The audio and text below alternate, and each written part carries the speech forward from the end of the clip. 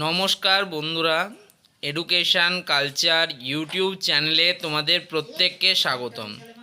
তোমরা যারা West Bengal state council of technical and vocational education and skill ডেভেলপমেন্টের 4th semester electrical ইঞ্জিনিয়ারিংয়ে স্টুডেন্টরা রয়েছো, তো তোমাদের জন্য লাস্ট সেকেন্ড সাজেশান নিয়ে চলে এসেছি রিনিউয়েবল এনার্জি পাওয়ার প্ল্যান্টের।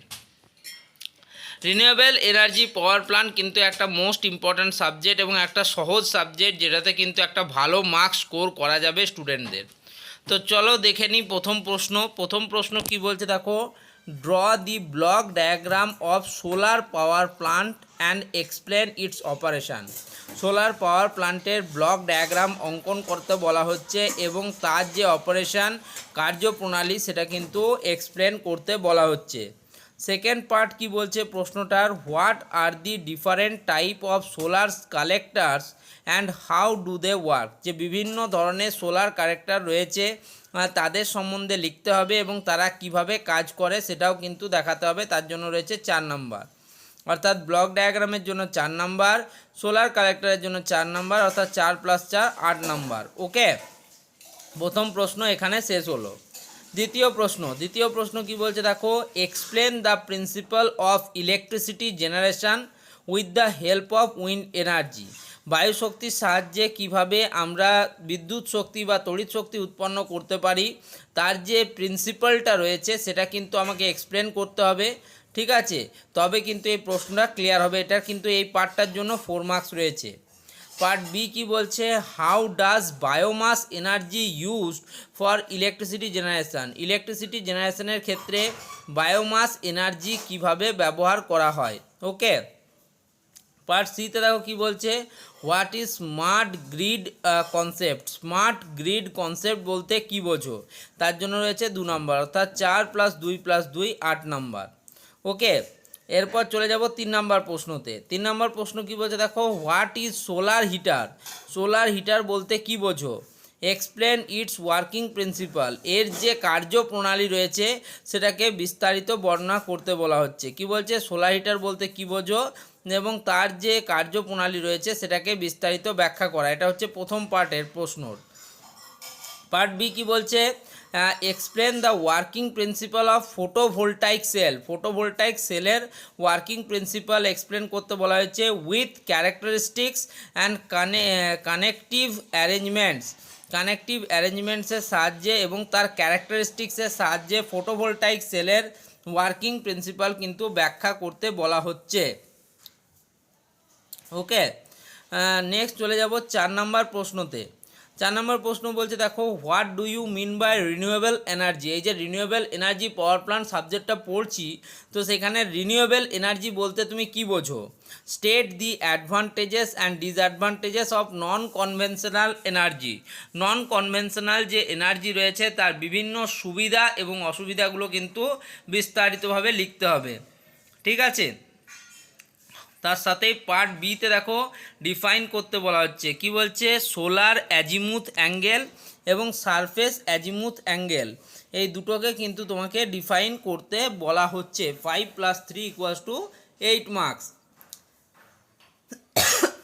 সরি, নেক্সট হয়ে যাবো 5 নম্বর প্রশ্নতে। 5 নম্বর প্রশ্ন বলছে দেখো, with diagram explains the construction of পাইরানোমিটার।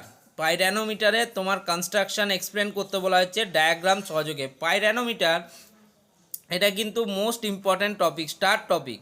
এটা থেকে PYQs প্রিভিয়াস ইয়ারে প্রচুর কিন্তু এসছে, তাই এটার তোমার কনস্ট্রাকশন, ওয়ার্কিং প্রিন্সিপাল, অ্যাপ্লিকেশান এগুলো কিন্তু অবশ্যই করবে।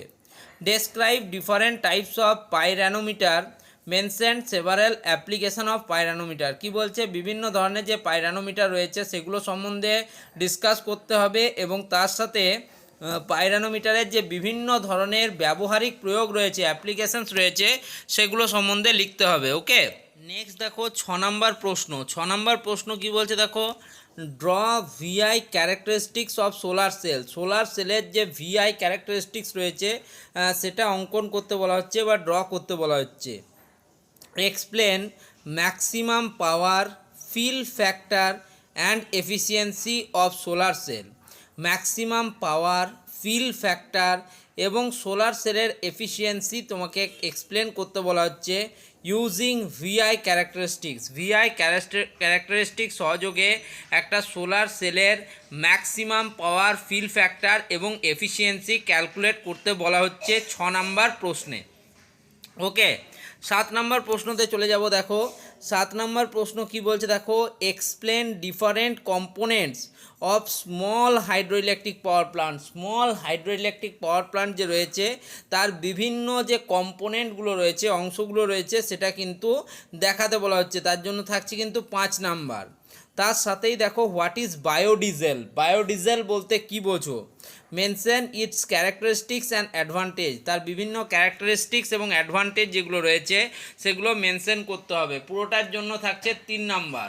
প্রথম পার্টের 5, দ্বিতীয় পার্টের 3, 5 + 3 8 নাম্বার। নেক্সট চলে যাব 8 নাম্বার প্রশ্নতে।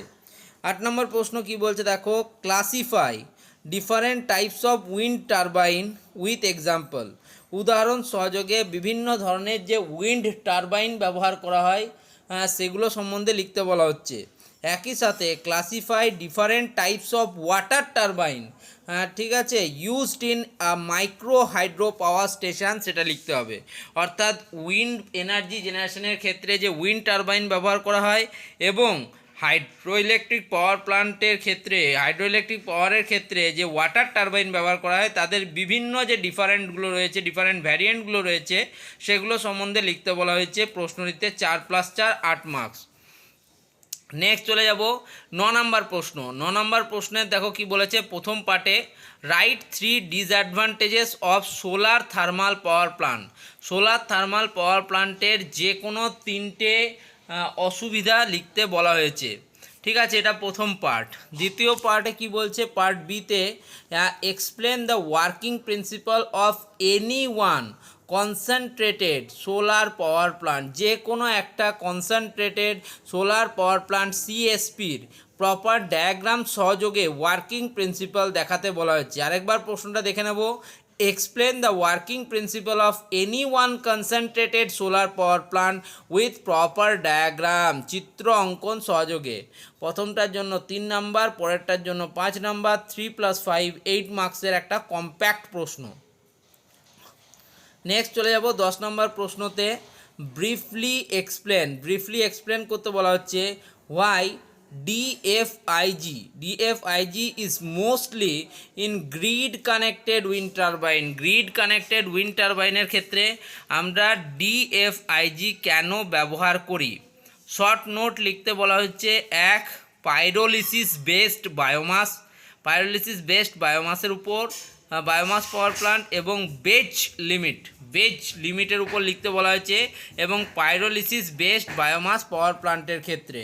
তো দ্বিতীয় পার্টটার জন্য রয়েছে 4 নাম্বার, প্রথম পার্টটার জন্য রয়েছে 4 নাম্বার, অর্থাৎ 4 + 4 8 নাম্বার। আমি শুধুমাত্র 10টা প্রশ্ন দিয়েছি। এই 10টা প্রশ্ন এবং রিলেটেড টপিকগুলো যারা কালকের জন্য এক্সামিনেশনে করে যাবে তারা এক্সামিনেশনে 100% পাস করবে, এটুকু আমার গ্যারেন্টি। ধন্যবাদ সকলকে।